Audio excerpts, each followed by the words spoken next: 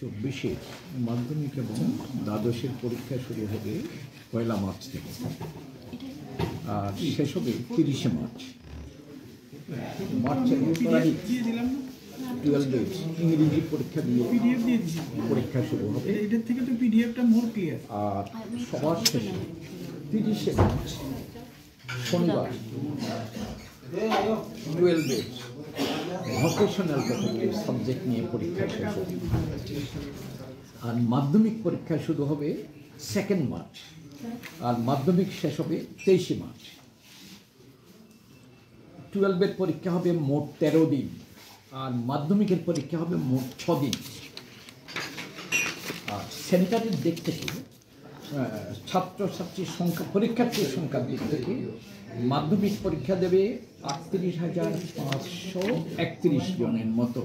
এটা অ্যাপ্রক্সিমেটলি, এটা বাড়তেও পারে, সামান্য কমতেও পারে। 12 পরীক্ষা দেবে 27,608 জন।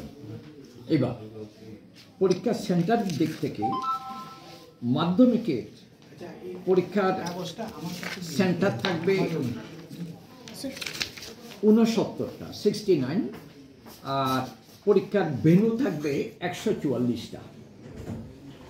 12 এবার পরীক্ষার সেন্টার থাকবে 60, আর ভেন্যু থাকবে 98।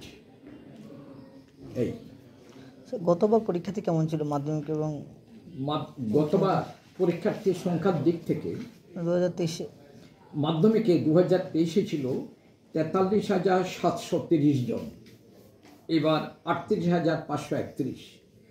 আবার 2022-এ ছিল 47,714।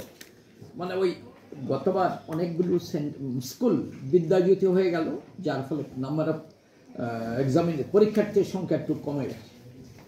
আর 12-এ গতবার, এবার হচ্ছে 27,608 জন, গতবার ছিল 38,125 জন।